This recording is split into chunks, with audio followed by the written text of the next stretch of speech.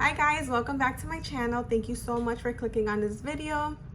Before we get started, please be sure to subscribe and be sure to like this video. Leave me any comments, any suggestions of anything that you want to see in my channel. Today I just really felt like sharing about my trip to Europe. So I was just sitting here reminiscing about my trip to Europe and how bad I want to travel and go back to Europe. So I realized I never actually shared on my channel how I went to Europe for the first time and exactly how I planned out my time there. So in February of 2020, I was lucky enough to go to Paris and Barcelona. I think it was like an 8-day trip, so it was really quick. I really didn't have much time. And so I'm someone who gets bored easily, and for me, the 1 week and doing 2 different places was actually a good idea because I like constant change and I need that to stay stimulated. If not, I just get bored and like I don't really want to be there. If you watched my last video with the solo travel tips, you'll know that I use Google Flights. So I played around with Google Flights and I found a really good deal flying from JFK, which is in New York. So from JFK going into Paris, from Paris to Barcelona, Barcelona back home, and it was like $400. I kid you not, like $400 in total flat. And I figured that's a great deal, and so I booked it and I let that be, you know.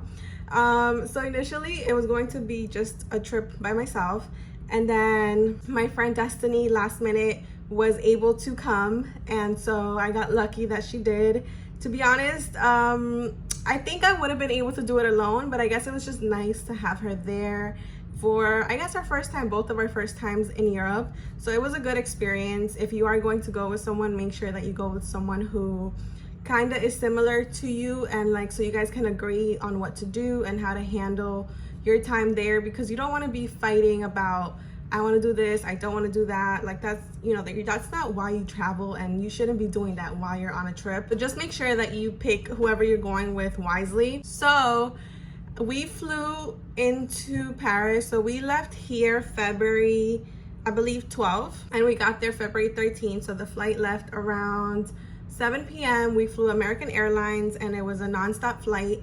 And let me just tell you, American Airlines did the damn thing. Like they did such a good job at providing really good service. They fed us, they checked up on us, gave us blankets, headphones. Like it was really good service, and I honestly was so glad that I chose them for the flight, because I've never had a flight that long. Like, I mean, aside from like when I first came here from Ecuador, that was like a long flight, but aside from that, I've never had like an 8-hour flight. I was just really lucky that I found the nonstop flight for that much, and I got lucky that they were just really good at providing really good customer service. So I would definitely recommend American Airlines if you are thinking of doing a long flight. And then so we flew from here February 12th, got there February 13th in the morning at like 6 a.m. And then we took the train from the airport because I had researched and I saw that you could, that there's a train attached to the airport. So pretty much we took the train, I can't even talk. We took the train to our hotel, and it was a little bit scary, but honestly, you're with a bunch of other tourists and other people who are also traveling. I think it was just scary because you always see a lot of videos and people always tell you like, watch out for, people who are going to try to like steal and like, you know, like just rob you because it's so obvious that you're a tourist. But aside from that, like you're going to be fine. And I feel like if you go with that fear, you kind of attract bad things. So I definitely recommend just kind of being okay with exploring and making mistakes and getting lost. Like don't get overwhelmed easily, and don't be scared to get lost. Like I feel like if you're going to a new place, that's kind of what you do, and like that's how you sometimes make some of the best memories, and you come across like really cool places that you probably wouldn't have found had you not gotten lost. So definitely be open to that, and like don't be scared of getting lost. So we took the train, we were able to get off at the right stop, everything was fine. We got to the hotel. And check-in was around like 1. So I think by the time we got there, it was like maybe like 8 something in the morning. And so the hotel was really nice and like really accommodating. So they just took our luggage and they put it like in the storage room, like in case like we wanted to go out and explore, which was like our plan for like from the beginning. But we were so tired. The minute we sat down on the couch in the lobby, we passed out. Like when I tell you we passed out, like we passed out, and like literally till the time that it was like time to check in, we just passed out. And I wasn't even mad about it because we were just so tired. Even though we slept on the flight, it was just the jet lag really catches on to you, like the time difference. They were very accommodating. I'll leave the name of the hotel like somewhere here, because the thing is I had just booked for myself, and so since I was with my friend, when we got there they had to like find a room for both of us and whatnot, and like she paid the difference obviously. But they were just very accommodating. Like they weren't rude or anything. For me, that was a plus because I didn't want that to like ruin the experience. Like I was ready to go to a different hotel if that was the case. Like if they weren't willing to compromise and like add my friend into the reservation, like I was willing to go to a different hotel. But I'm glad that we didn't have to. In terms of like accessibility, the hotel was actually like in a really good location. It was like a block away from like the main strip, and there was like trains, train stations, a lot of restaurants, a lot of stores. So if you like to shop, I'll leave the name here. And I believe for 3 nights, so we got there the 13th and we left from 13 to 16. I believe I paid like 84 per night, so like a total of 2 something, like 280 something. But again, my friend put in her difference. So if you're going with someone else, that's a really good deal. Even if you're going alone, that's a really good deal. And it's mostly because of the location. The location was actually really good.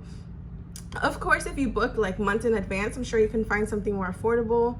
But I was just really glad that I chose that, and I was happy with my choice for the hotel. It just made the entire trip really easy. Like we were literally coming and going, taking the train back and forth, like we were from there, you know, like that's how easy it made the entire trip. So the day that we got there, after we like checked in, we just changed and got ready for dinner. We went to this place called Frog Pub, and it was such a cute place, like a really good ambiance, really good service, really good food. And after we left there, we went to go see the Eiffel Tower at night, and that is the most beautiful thing you will ever see. It lights up, it's like shimmering, and it's just honestly like such a beautiful thing to see. And especially if you're going with a significant other, I feel like you guys would definitely love that. So we went to the Eiffel Tower, took a bunch of pictures, and then we took the train back to our hotel. The next morning, we woke up sort of early, but I had found like a bunch of places to have breakfast, and we were walking around, and like we went to like 3 different locations and they were all closed. But thinking back now, I'm thinking maybe it was because of COVID. Like even though at that time in February, like I had no clue that COVID was happening, because here in the US and in New York, like it wasn't really something that was being talked about.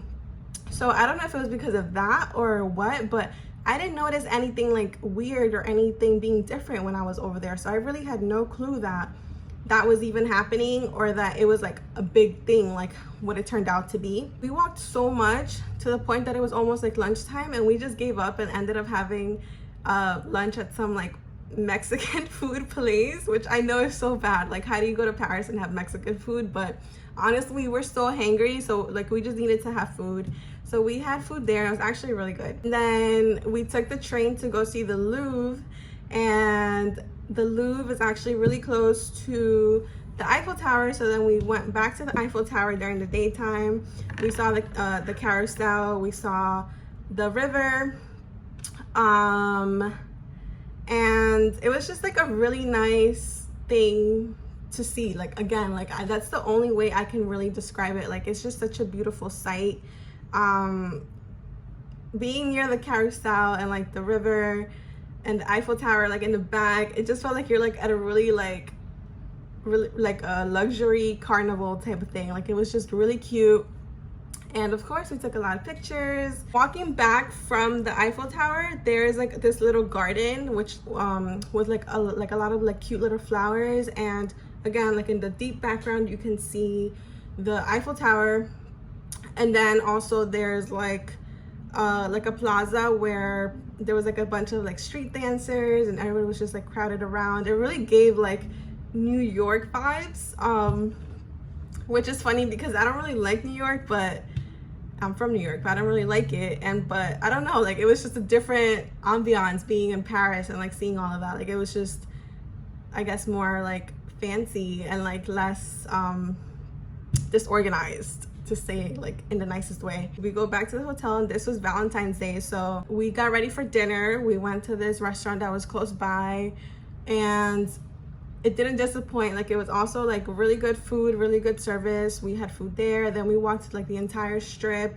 We got some macaroons. We tried like some other food stands, and we just had a really good time. And then we went back to the hotel. Day 3, I had planned to take a day trip to go see the Palace of Versailles, because how can you not when you're in Paris? So that's what we did. And if you're going alone, just for this part, just know that you definitely will feel a little bit scared, because the area leading into the Palace of Versailles is a little scary. Not so much during the daytime, but when we went, honestly, be ready to spend the entire day there.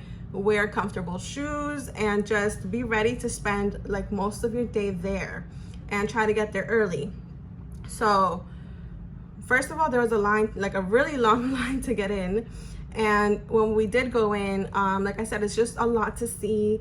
It's like a tour. You take like a little thing that's like telling you what this is, what everything is in like in the different rooms.